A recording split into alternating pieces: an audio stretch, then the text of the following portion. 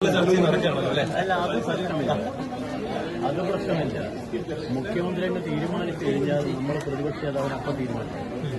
നമുക്കങ്ങനെയുള്ള തർക്കങ്ങളൊന്നുമില്ല. അത് പാർട്ടി തീരുമാനിച്ചെന്താണെന്ന് പറഞ്ഞാൽ പിന്നെ പാർട്ടി വേറെ ഉപ നേതാവ് സ്ഥാനം അതിനൊരു ആവശ്യം CPI ഉന്നയിച്ചിട്ടില്ല എന്നാണ് TP രാമകൃഷ്ണൻ പറഞ്ഞത്. അങ്ങനെ ഉന്നയിച്ചിട്ടുണ്ടോ? അത് തമ്മിൽ നമ്മൾ ചർച്ച ചെയ്തപ്പോൾ എന്തിനാ നമ്മൾ സംസ്ഥാന സെക്രട്ടറി പറഞ്ഞില്ല. ചെറിയ ചർച്ച ചെയ്യുമ്പോൾ നമ്മൾ പോകുന്നത് മുഖ്യമന്ത്രിയുടെ കാര്യം നോക്കുമോ നേതാവിന്റെ കാര്യം ഇപ്പൊ നോക്കണം. പ്രതിപക്ഷത്തിരിക്കുമ്പോൾ ഉപനേതാവിന്റെ ആവശ്യം CPIക്ക് ഉണ്ടല്ലോ അല്ലെ? അല്ല, അത് പലപ്പോഴായിട്ട് ഇങ്ങനെ മാറി മാറി അതില് വേറെ ഉപനേതാവിന് വേറെ വലിയ അധികാരങ്ങളുണ്ട്. മുഖ്യമന്ത്രി ചർച്ച ഒരു നാണക്കേടായി മാറിയല്ലേ മൊത്തത്തില്? അത് പിന്നെ അവർക്ക് നാണമില്ലെങ്കിൽ പിന്നെ നമുക്കിത് നാണമല്ലേ? നമ്മൾ ജനങ്ങൾക്ക് LDF അതിലൊരു മാതൃക ഉണ്ടാവുന്ന സംസ്ഥാനത്തിന്റെ ചരിത്രത്തിൽ എത്രമാത്രം ദിവസങ്ങൾ മുഖ്യമന്ത്രി ആരാവണം തീരുമാനിക്കാൻ ഒരു പാർട്ടിയിലെ 3 നേതാക്കന്മാരിലെ ഞാൻ വേണം എന്ന രീതിയിൽ ഇങ്ങനെ തർക്കം ജനാധിപത്യത്തിന് അതൊരു വലിയ അപമാനമാണ്. ഇന്ത്യൻ ജനാധിപത്യത്തിന് അതൊരിക്കലും ചെയ്തുകൂടാത്ത എന്തായാലും കോൺഗ്രസിനൊക്കെ വലിയ പാരമ്പര്യമുണ്ടല്ലോ. ആ പാരമ്പര്യമുള്ള കോൺഗ്രസ് പിന്നെ ഹൈക്കമാൻഡിൽപ്പെട്ട ഒരാളും ഇത് കക്ഷിയാന്ന് വെച്ചാൽ 3 പേരിലെ ഹൈക്കമാൻഡിൽപ്പെട്ട ഒരാളും കക്ഷിയാണ്. ഹൈക്കമാൻഡ് കേരളം പോലുള്ള ഏത് സംസ്ഥാനത്തിനും പ്രശ്നങ്ങൾ തീർക്കാൻ ബാധ്യപ്പെട്ട ഹൈക്കമാൻഡ്. ആ ഹൈക്കമാൻഡിൽപ്പെട്ട ആളും ഇതിനുവേണ്ടി നിൽക്കുന്നതെന്ന് പറഞ്ഞാൽ മത്സരത്തിൽ നിൽക്കുന്നു പറഞ്ഞാൽ മോശമല്ല. നമ്മുടെ രാജ്യത്തിന്റെ ഭാവിയായിരിക്കുന്നത്. കാരണം നമ്മുടെ രാജ്യം ഇപ്പം BJP ഭരിക്കുന്നു.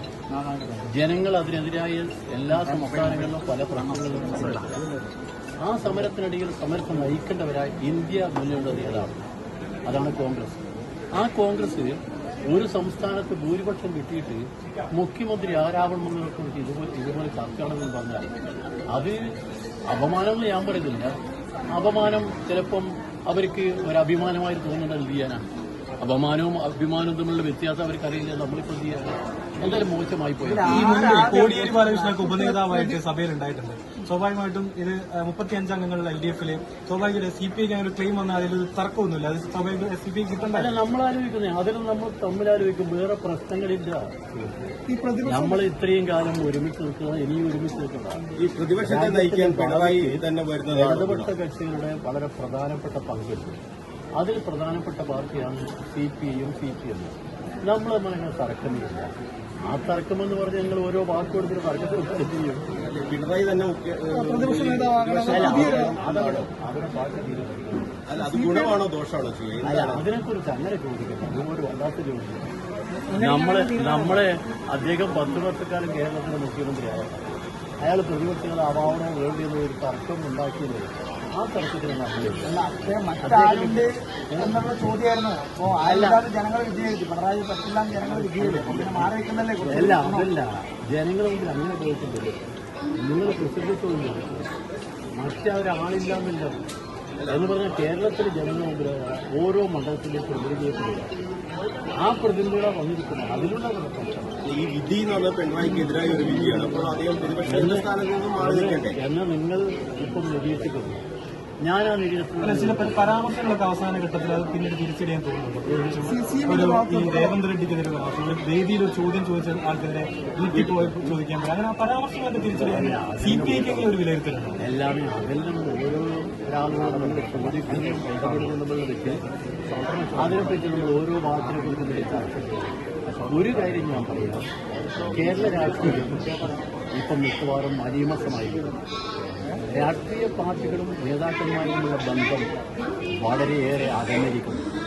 എങ്ങനെ പെരുമാറുമെന്നതിനെ പറ്റി നേതാക്കന്മാരെ പഠിപ്പിക്കുന്ന സമയമായിരിക്കും. എന്ന് പറഞ്ഞാൽ സാധാരണ നമ്മളൊക്കെ എല്ലാ നേതാക്കന്മാരുമായിട്ട് ഞാൻ ബന്ധമുള്ളൂ. ഞാൻ ഇതുവരെ ഒരു നേതാവിനെയും ഒരു വാക്കിൽ പോലും മോശമായി ഞാൻ പറഞ്ഞിട്ടില്ല. അത് പറയുന്നത് മര്യാദയല്ല, അത് ജനാധിപത്യത്തിൽ ഒരിക്കലും ദോഷമല്ല. എന്നാൽ എന്താ പറയുന്നത്? നീ പോടാ, ചെറ്റ, എന്താ, എന്തൊരു വാർത്തയും ജനങ്ങളായിട്ട് കാണുന്നില്ല. അത് ഉയർന്ന രാഷ്ട്രീയ നേതാക്കന്മാരെ പറയുന്നത്. അതുകൊണ്ട് കേരള രാഷ്ട്രീയത്തിലെ ജീവനം വെല്ലുവിളിക്കാനുള്ള ഒരു വലിയ പ്രവർത്തനം വേണം. മറ്റൊന്ന്, രാഷ്ട്രീയത്തിൽ ഏത് പാർട്ടിയിൽ പോകുന്നതിനും ഒരു എളുപ്പമില്ലാതെ ഉണ്ടോ? ഇന്നൊരു പാർട്ടിയിൽ നാളെ വേറൊരു പാർട്ടി എന്ന് പറഞ്ഞാൽ അധികാരം കിട്ടുമെങ്കിൽ ഇവിടെ പോയി എന്തായാലും തിരക്കുകൾ എന്നുള്ള ഭാവത്തിലെത്തില്ല. ഇത് വളരെ അപമാനകരമായ കേരളത്തിൽ. അതുകൊണ്ട് ഇന്ത്യൻ രാഷ്ട്രീയത്തിൽ അരിച്ചുപടി വരുമ്പോൾ കേരളത്തിൻ്റെ രാഷ്ട്രീയത്തിനെതിരെയുണ്ടായിരുന്ന മാന്യത, ആ മാന്യത നിങ്ങൾ നോക്കുന്നത് എത്ര പ്രധാനപ്പെട്ട ആളുകളാണ്. AKG, അച്ഛനോൻ തുടങ്ങിയ പ്രഗത്ഭമാർഗമുള്ള നാടല്ലേ. ആ നാട്ടിൽ രാഷ്ട്രീയ നേതാക്കന്മാർ തമ്മിലുള്ള സംസാരം നിങ്ങൾ ടി വിയിൽ കാണുന്നില്ലേ? എത്ര മോശമായ സംസാരം. പിന്നീടാ നീ പോടാ, പോടാന്നല്ല നമ്പർ, ആ വാക്കൊന്നും എനിക്ക് പറയാൻ പറ്റാതെ ഏത് മോനാലും രാഷ്ട്രീയത്തിൽ പരസ്പരം പറയുന്ന വാക്കുകൾക്ക് മാന്യത പറയും. അമാന്യമായ വാക്കുകൾ ആരും പറയാൻ പാടില്ല. ഇതിന്റെ അഭിപ്രായ വ്യത്യാസം ഉണ്ടാവും.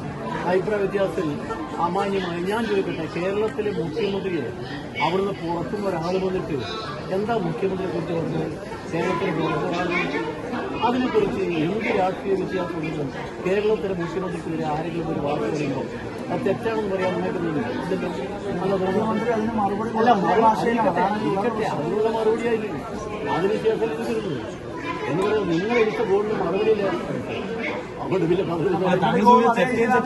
നേരത്തെ മുഖ്യമന്ത്രി ഉപയോഗിച്ച വാക്കുപെട്ടാണ്. ഈ രാഷ്ട്രീയ ചട്ടത്തരം എന്നൊക്കെ മുഖ്യമന്ത്രി ഉപയോഗിച്ച വാക്കുപെട്ടാണ്. ഞങ്ങളിപ്പോ ചോദിച്ചേ പലതും പറഞ്ഞിട്ട് ഞാൻ അതിനെല്ലാം എതിർക്കുക. രാഷ്ട്രീയത്തിൽ മോശമായ പദങ്ങൾ ഉപയോഗിക്കരുത്. രാഷ്ട്രീയ പ്രവർത്തകരെ പറ്റി ജനങ്ങൾക്ക് ഒരു മാന്യതയുടെ ജനങ്ങളെ വേണം. അവരവരെ ബഹുമാനിക്കുന്നത് എങ്ങനെയാണ്? അവരുടെ മഹത്വം കണ്ടിട്ടല്ല. അവർ രാഷ്ട്രീയ പ്രവർത്തകരാണ്. രാഷ്ട്രീയ പ്രവർത്തനം എന്ന് പറഞ്ഞാൽ എന്താ? തന്റെ പ്രവർത്തനം ജനങ്ങൾക്ക് വേണ്ടി അർപ്പിക്കുക, പ്രതിഫലയില്ലാതെ എന്ന് പറഞ്ഞാൽ രാഷ്ട്രീയ പ്രവർത്തനം ലാഭത്തിന് വേണ്ടിയല്ല. ഇപ്പൊ രാഷ്ട്രീയ പ്രവർത്തനം എന്തിനാണ്? സ്ഥാനമാനങ്ങൾക്ക് വേണ്ടിയാണ്. അത് അപകടകരമായ സൂചനയാണ്. ഇപ്പൊ ഇത്ര മതിയല്ലോ. പ്രതിപക്ഷ ഉപനേതാവ് എന്ന പദവി ഇല്ലെങ്കിൽ പോലും അത് നമ്മളെ പാർട്ടിയല്ലേ. സംസ്ഥാന സെക്രട്ടറി പറഞ്ഞല്ലോ അതിൽ വേണമെന്നുള്ളത്. സംസ്ഥാന സെക്രട്ടറി പറഞ്ഞിട്ടുണ്ട്. അത് പറയുന്നത് പറഞ്ഞു കാണും. എന്താ തീരുമാനം വരട്ടെ, നമുക്ക് ഇല്ലില്ല. തീർച്ചയായിട്ടും ഞെട്ടിപ്പോയി എന്ന് പറഞ്ഞാൽ അതിനേക്കാളും വലിയ ചക്രം ഉണ്ടായി. അല്ല, പലതുണ്ട്. അതിനെപ്പറ്റി വിശദമായി പറയാൻ നേരമില്ല. വണ്ടി വെള്ളാപ്പള്ളി നടേശനാണോ ശരിക്കും ഇത്രയും വലിയൊരു? അല്ല, വെള്ളാപ്പള്ളി നടേശൻ മാത്രമല്ല, ഓരോരുത്തരും പല പങ്ക് പോയിട്ടുണ്ട്. ആരെങ്കിലും ഒരാളെ വെള്ളാപ്പള്ളി ഘടകമായിട്ടുണ്ടല്ലേ? അല്ല, ഞാൻ ആരെക്കുറിച്ചും പറയാൻ വേണ്ടി ഉദ്ദേശിക്കുന്നത് നമ്മുടെ കേരളത്തിലെ ഈ തെരഞ്ഞെടുപ്പ് ഇതുപോലെ ഒരു വിധി ഉണ്ടാകുന്നത് പല വിഭാഗങ്ങളുണ്ട്. അതിൽ പലതും ചേർത്തിട്ടുണ്ട്. അതിലൊരുപാട് നുണപ്രചരണങ്ങളുണ്ട്. നുണപ്രചരണം കൊണ്ട് മനുഷ്യന്റെ മനസ്സിനകത്ത് ഒരു പുതിയ അലകളുണ്ടാക്കി. അതൊക്കെ വളരെ ബോധപൂർവമാണ്. നമ്മൾ നേരത്തെ പറഞ്ഞല്ലോ, പുറത്തൊരാളുകളോ ഒന്നിരുന്നത് അയാളുടെ എല്ലാ സൂത്രപ്പണികളും ഇവിടെ ആവർത്തിക്കായിരുന്നു പലരും. ഞാനിന്റെ കൂടുതൽ പറയുന്നത്